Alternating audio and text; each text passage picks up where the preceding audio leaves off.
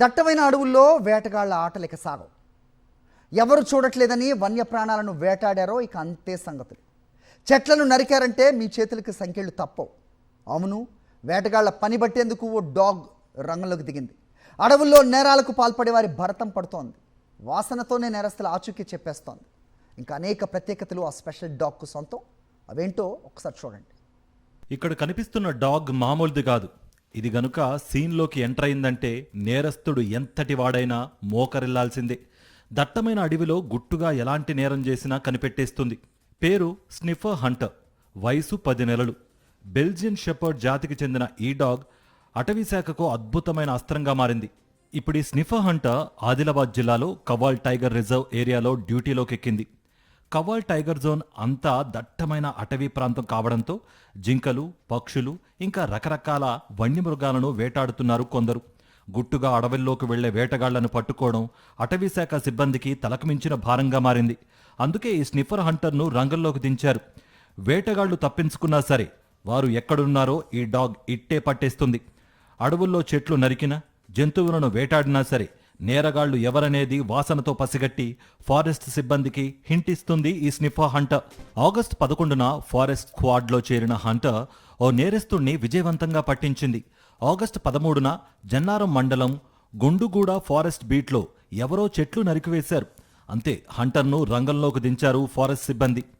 Handler తీసుకుని నేరుగా జుబిగూడలోని రాథోడ్ హిరాలాల్ ఇంటికి వెళ్ళింది ఈ హంటర్.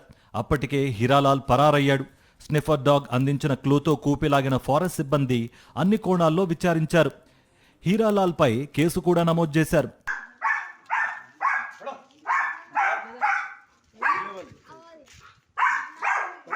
హంటర్ డాగ్ను వెంటబెట్టుకుని సమీప గ్రామాల్లోని ప్రజలకు పరిచయం చేస్తున్నారు ఫారెస్ట్ సిబ్బంది.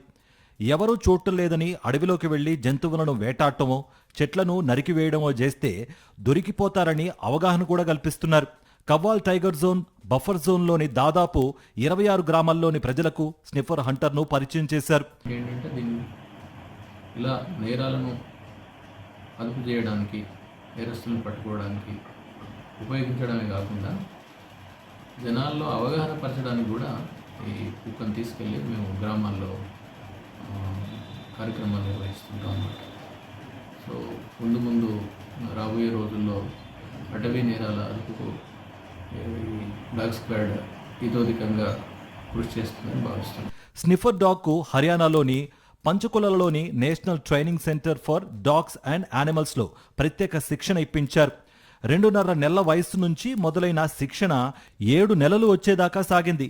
డాగ్ ఒకటే కాదు, హ్యాండర్లు సైతం శిక్షణ పొందారు.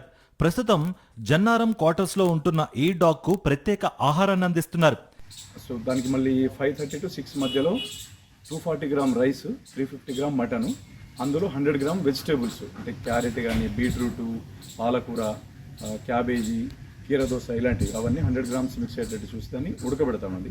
చిటికెడంత పసుపు వేసి ఉడకబెట్టి ఆ ఫుడ్ని తినిపిస్తాం దానికి. ఆ ఫుడ్ తిన్న తర్వాత అది స్టూలింగ్ అయిపోతుంది. అంటే దాని కాలకృతాలు తీసుకున్న తర్వాత 6 to మార్నింగ్స్ మళ్ళీ 5:30 వరకు రెస్ట్ అండి కంప్లీట్గా. ఎందుకంటే డాగ్కి విజన్ ఉండదు, నైట్ టైము కనబడదు, కాబట్టి దాన్ని మళ్ళీ బయటికి తీయడం కానీ, వర్క్ చేయించడం కానీ అలాంటివి ఏం చేయించాము. హ్యాండర్ల పర్యవేక్షణలో ఉదయం సాయంత్రం వ్యాయామం చేస్తూ ఉంటుంది. హంటర్ ఒక ప్రాంతం నుంచి మరో ప్రాంతానికి తీసుకువెళ్లడానికి ప్రత్యేక వాహనాన్ని కూడా కేటాయించారు. మొత్తానికి వన్యప్రాణుల వేటగాళ్ల పాలిట హంటర్ సింహ స్వప్నంగా మారింది.